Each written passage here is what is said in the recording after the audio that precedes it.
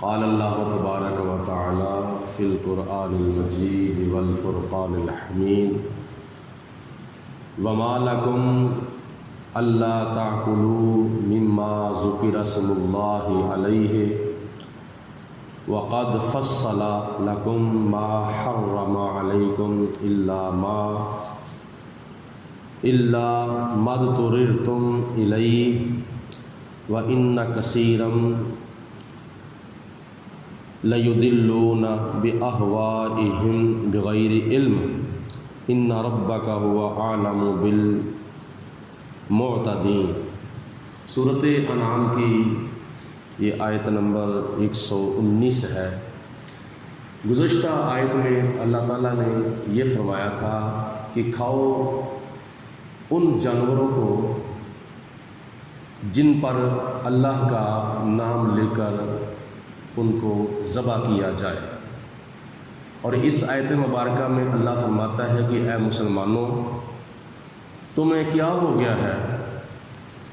وما لکم، اے مسلمانوں تمہیں کیا ہو گیا ہے، اللہ تاکلوا،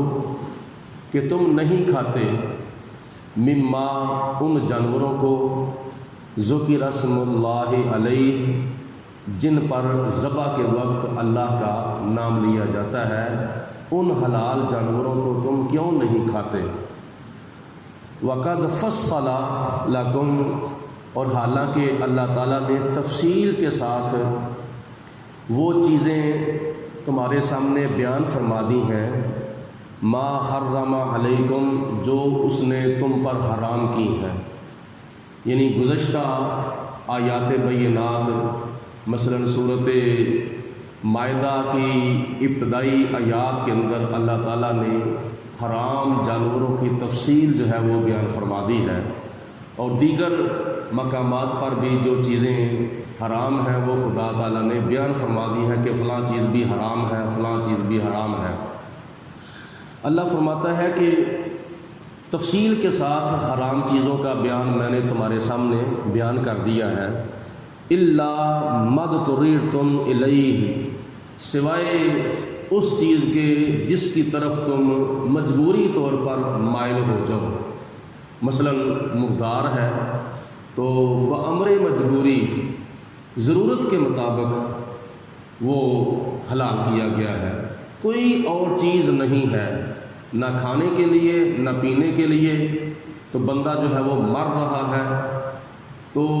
جتنے لقموں سے اس کی زندگی بحال ہو سکتی ہے ان کے سوا مردار جو ہے وہ حرام ہے، یعنی مجبوری کے وقت اپنی زندگی کو بحال رکھنے کے لیے 2 لقمے 3 لقمے 1 لقمہ جس سے اس کی زندگی بچ سکتی ہے اس کے سوا مردار حرام ہے۔ تو اللہ فرماتا ہے کہ الا ما اضطررتم الیہ، سوائے اس کے جس کی طرف تم مجبوری طور پر مائل ہو جاؤ۔ وَإِنَّ كَثِيرًا، اور بہت سے لوگ ایسے ہیں، لا يُضِلُّونَ بِأَهْوَائِهِمْ بغیر علم، جو اپنی خواہشوں کے مطابق لا علمی میں لوگوں کو، دوسروں کو گمراہ کرنے کی کوشش کرتے ہیں۔ ان ربک هو اعلم بالمعتدین، اے میرے حبیب علیہ السلام، بے شک آپ کا رب خوب جانتا ہے ان کو جو حد سے بڑھنے والے ہیں۔ وَذَرُوا، اور چھوڑ دو، ترک کر دو، ظاہر الاسم، ظاہری گناہوں کو بھی، وباطنہ، اور باطنی گناہوں کو بھی، یعنی ظاہری طور پر گناہ کرنا بھی چھوڑ دو اور چھپ کر گناہ کرنا بھی چھوڑ دو۔ مت خیال کرو کہ ہم چھپ کے گناہ کر رہے ہیں، چھپ کے چوری کر رہے ہیں، یا چھپ کے شراب پی رہے ہیں، ہمیں کوئی نہیں دیکھ رہا، تمہیں دیکھنے والا دیکھ رہا ہے۔ اسی طرح اکیلے انفرادی طور پر گناہ بھی چھوڑ دو اور اجتماعی طور پر گناہ کرنا بھی چھوڑ دو۔ ان الذین یکسبون الاسم، بے شک جو لوگ گناہوں کو کماتے ہیں، جو دن رات صبح و شام گناہ کرتے رہتے ہیں، سیجزون بما کانوا یفترون، عن قریب ان کو ان گناہوں کی سزا دی جائے گی جو گناہ وہ کرتے ہیں۔ اس لیے گناہوں سے بچنے کی کوشش کرنی چاہیے اور نیکیوں کا زیادہ سے زیادہ ارتکاب کرنا چاہیے۔ وَلَا تَأْكُلُوا مِمَّا، اور نہ کھاؤ تم ان جانوروں کو لم یذکر اسم اللہ علیہ، جن جانوروں کے اوپر ذبح کے وقت اللہ تعالیٰ کا نام نہیں لیا جاتا، ان جانوروں کو نہ کھاؤ۔ یعنی جو حلال جانور ہیں، اگر کوئی جان بوجھ کر ان جانوروں کو ذبح کرتے وقت اللہ کا نام نہیں لیتا، مسلمان ہو یا کتابی ہو، تو ان جانوروں کو نہ کھاؤ۔ اگر بھول کر رہ گیا ہے تو اس میں کوئی حرج نہیں، وہ جانور حلال ہے۔ وَإِنَّهُ لَفِسْقٌ، اور یہ گناہ ہے، یہ نافرمانی ہے کہ حلال جانوروں کو ذبح کرتے وقت اللہ کا نام نہ لیا جائے۔ یہ کیا ہے؟ یہ گناہ ہے۔ وَإِنَّ الشَّيَاطِينَ لَيُوحُونَ إِلَىٰ أَوْلِيَائِهِمْ، اور بے شک جو شیاطین ہے، شیاطین شیطان کی جمع ہے، یعنی شیطان اور شیطان کے چیلے، شیطان کے شتونگڑے، بے شک جو شیطان اور شیطان کے چیلے ہیں، لَيُوحُونَ إِلَىٰ أَوْلِيَائِهِمْ، وہ اپنے دوستوں کے دلوں کے اندر وسوسے ڈالتے ہیں، لِيُجَادِلُوكُمْ، تاکہ وہ تم سے جھگڑا کریں۔ جو شیطان ہے نا، شیطان وہ اپنے دوستوں کے دلوں کے اندر، جو اس کے جنوں میں دوست ہیں اور جو اس کے انسانوں میں دوست ہیں، وہ ان کے دلوں کے اندر وسوسے ڈالتے ہیں اے مسلمانوں، تاکہ وہ تم سے جھگڑیں۔ وَإِنْ أَطَعْتُمُوهُمْ، اگر تم ان کی اطاعت کرو گے، یعنی شیطان کے دوستوں کی اگر تم اطاعت کرو گے، اِنَّكُمْ لَمُشْرِكُونَ، تو بے شک تم مشرک ہو جاؤ گے۔ أَوَمَنْ كَانَ مَيْتًا، کیا اور جو مردہ ہے، فَأَحْيَيْنَاهُ، تو پھر ہم نے اس کو زندہ کیا۔ مردے سے مراد کافر ہے اور زندے سے مراد مسلمان ہے، کیونکہ کفر جو ہے یہ دل کے لیے موت ہے، اور ایمان جو ہے یہ دل کے لیے حیات ہے، دل کے لیے زندگی ہے۔ اور مرنے والے سے مراد جاہلیت ہے، اور زندے سے مراد علم والا ہے۔ تو اللہ تعالیٰ کی ذات بابرکات علم دین کے ذریعے بندے کو زندگی عطا فرماتا ہے، اور جو جاہل ہوتے ہیں جاہلیت کی وجہ سے دل جو ہے وہ مردہ ہو جاتا ہے۔ تو جو لوگ